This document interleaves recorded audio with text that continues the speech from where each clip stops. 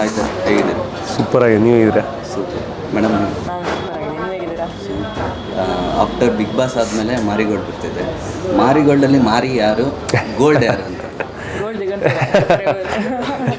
ಇವರು ಗೋಲ್ಡ್, ಈಗ real gold. ಹೌದು, ಅಲ್ಲ, ಗೋಲ್ಡಿಂದ ಹೋದರೆ ಅದು ಮಾರಿಯಾಗಿ ನಿಮ್ಮನ್ನು ಕಾಡುತ್ತೆ ಅನ್ನೋದು ಒಂದು ಕಾನ್ಸೆಪ್ಟು.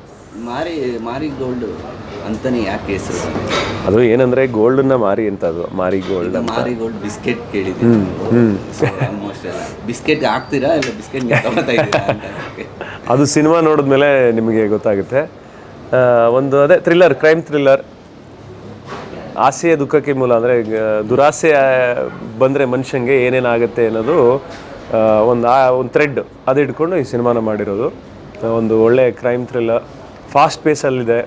ಆಮೇಲೆ ಸಂಗೀತ ಅವರ ಅದ್ಭುತ ಪರ್ಫಾರ್ಮೆನ್ಸ್ ಇದೆ. ಸಣ್ಣ ಪುಟ್ಟ ನಿಮಗೆ ಆ್ಯಕ್ಷನ್ಗಳು ನೋಡೋದಕ್ಕೆ ಸಿಗುತ್ತೆ. ಆಮೇಲೆ ಡೈಲಾಗು ಕೂಡ ಅದ್ಭುತವಾಗಿ ಬರೆದಿದ್ದಾರೆ ರಘು ನಿಡುವಳ್ಳಿ ಅವರು. ಡೈಲಾಗ್ ತುಂಬ ವೆರಿ ಇಂಪ್ಯಾಕ್ಟ್ ಅನಿಸ್ತು. ಅವ್ರದ್ದಾಗಲಿ ನಿಮ್ಮದಾಗಲಿ, ನಿಮ್ಮದು ತುಂಬಾ ಇಂಪ್ಯಾಕ್ಟ್ ಅನಿಸ್ತಾ ಇದೆ ಡೈಲಾಗ್.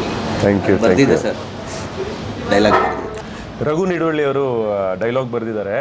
ಅವರು ಸಾಕಷ್ಟು ಒಳ್ಳೊಳ್ಳೆ ಸಿನಿಮಾಗಳು, ಹಿಟ್ ಸಿನಿಮಾಗಳಿಗೆಲ್ಲ ಹಿಂದೆ ಅವರು ಡೈಲಾಗ್ ಬರೆದಿದ್ದಾರೆ.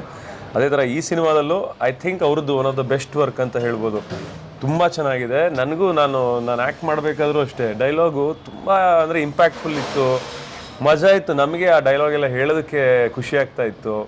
ಆಮೇಲೆ ಅದೊಂದು ಕಂಪ್ಯಾರಿಸನ್ ಎಲ್ಲ ತುಂಬ ಚೆನ್ನಾಗಿ ಬರೀತಾರೆ. ಅಂದರೆ ಒಂದು ಡೈಲಾಗ್ ಇದೆ, ಉಪ್ಪು ಸಕ್ಕರೆ ನೋಡೋದಕ್ಕೆ ಬೆಳ್ಳಿಗೆ ಇರುತ್ತೆ, ಆದರೆ ಹತ್ತಿರ ಹೋದ್ಮೇಲೆ ಗೊತ್ತಾಗೋದು ಉಪ್ಪು ಯಾವುದು ಸಕ್ಕರೆ ಯಾವುದು ಅಂತ. ಸೊ ಈ ಥರದ ಕಂಪ್ಯಾರಿಸನ್ ಡೈಲಾಗ್ಸ್ಗಳೆಲ್ಲ ತುಂಬ ಬರೀತಾರೆ ಅವ್ರು ಚೆನ್ನಾಗಿ. ಸೊ ಅದು ಈ ಸಿನಿಮಾದಲ್ಲಿ ನಿಮ್ಗೆ ನೋಡೋಕೆ ಸಿಗುತ್ತೆ. ಫಸ್ಟ್ ಟೈಮ್ ಅನ್ಸುತ್ತೆ ಇಷ್ಟೇ ಇಂಪ್ಯಾಕ್ಟ್ ಅನಿಸಿದ್ದು. ಹೌದು.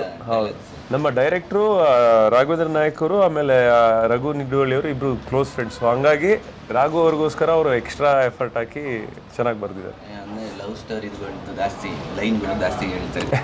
ಈ ಸಿನಿಮಾದಲ್ಲಿ ಬೇರೆ ರೀತಿ ಇದೆ. ಅದು ಲವ್ ಲೈನ್ ಏನಾದರೂ ಸಂಗೀತ ಅವ್ರಿಗೆ ಹೇಳ್ತೀರಾ? ಆ್ಯಕ್ಚುಲಿ ಅವ್ರಿಗಿಂತ ನಾನು ಅವ್ರಿಗೆ ಹೇಳೋದೇ ಜಾಸ್ತಿ ಇರುತ್ತೆ. ಈ ಲೈಫಲ್ಲಿ ನಮಗೆ ಒಬ್ಬರ ಮೇಲೆ ತುಂಬ ಪ್ರೀತಿ ಇದ್ದಾಗ, ಅವರು ನಮಗೆ ಅಂದರೆ ಒನ್ ಸೈಡೆಡ್ ಇರುವಾಗ, ಅವ್ರಿಗೆ ಗೊತ್ತಿಲ್ಲದೆ ಇರುವಾಗ ಏನಿರುತ್ತೋ, ಆ್ಯಂಡ್ ಆ ಹುಡುಗಿದ ಭಾವಗಳೇ ಏನಿರ್ತವಂತ ನನ್ನ ಪಾತ್ರದ ಮೂಲಕ ನಾನು ತೋರಿಸ್ತಾ ಇರ್ತೀನಿ, ಸೋನು ಅನ್ನೋ ಒಂದು ಪಾತ್ರ. ಸೊ ಆ ಥರದ್ದೊಂದು ಲವ್ ಸ್ಟೋರಿ ನೋಡ್ಬೋದು ನೀವು.